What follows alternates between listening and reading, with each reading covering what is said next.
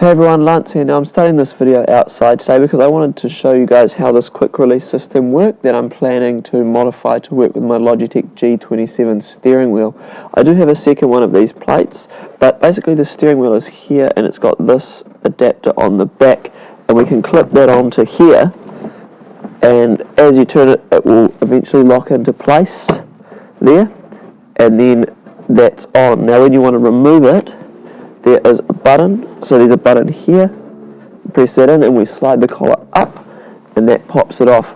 Now I do have several steering wheels that I've got to put on. This is the one I normally use in the car. It's pretty big and bulky, but I do like the look of it. It's quite clean, but I thought this would be something that would be quite cool to use, to be able to use a real steering wheel with the Logitech G27. So I've got a spare plate that I'm going to drill some extra holes in to match, and we'll see how we go. Okay, so we want to go ahead and undo these screws. I've never done it before, but I have seen it done before, and I know that there is a few wires behind it for these buttons, these red buttons. So we want to be careful not to break those, but we want to unplug them as we pull it away. Hopefully you guys can see that there's two wires inside there. And they unhook down here, unplug from there below the PCB.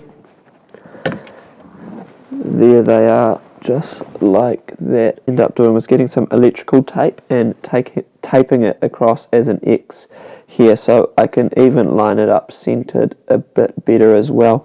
So what I was going to do now is use one of these screws to try and scratch into the metal below, so I can mark off where I'm drilling, and we can sort of see, well, we probably can't see on the camera, but I can see through that hole that there is a scratch in the metal. Okay, I'm in the basement here, guys. I've got everything set up ready to drill these holes. Now I would recommend using gloves, or wearing gloves while you're drilling these, and wearing safety goggles if possible as well. Just extra safety is always good.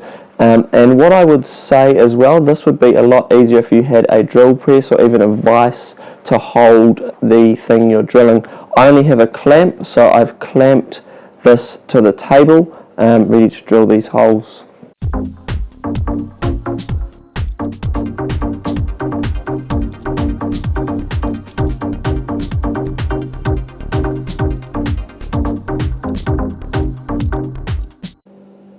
There we have it. We have our 6 holes drilled, and it should hopefully be ready to go. They should be big enough. So a little bit of a problem here. Now I've got the plate all drilled and ready to go, although when we stick it into the steering wheel and clip it in place, it actually sits perfectly flat in there, as we can see along this edge. So basically there is nowhere for the bolt or screw heads to fit. So what I'm planning on doing is drilling this on the other side, of course, in, so it's a little bit sunken in, and then I'm going to try and find some similar threaded screws with a flatter head, or a head that can sit flush on a tapered hole, and then we'll continue on from there. So here we have it, guys. I ended up getting some flat screws here to fit in. Now I left a couple off so we can take a look at the tapered holes. So let's zoom in on this here and try and get it to focus. So we can see on these two holes, what I've done is I've got a bigger drill bit and drilled in, so it makes sort of a tapered edge so they can sit flat. And we'll zoom back out here and I'll show you it in action. So this is an old gnarly steering wheel that I've been planning on fixing up. So we want to turn this until it latches in place. So there we are. Let's move the camera back a little bit. And there it is. We can see that that is all working for us here. The steering wheel is a little bit of a mess because I've been planning on fixing it up for a while but never really got round to it. But I quite like it, and the reason why I decided on this steering wheel is because it's quite a thin steering wheel. It's quite light. Now some of you may notice that it's not perfectly straight with these shifters.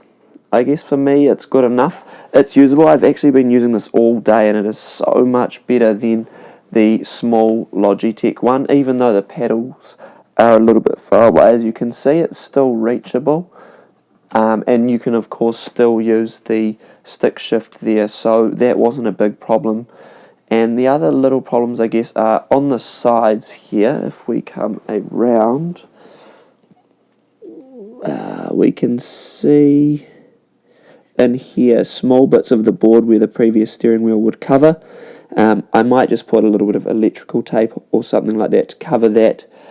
Not the tidiest looking thing, but that's not too much of a big deal to me.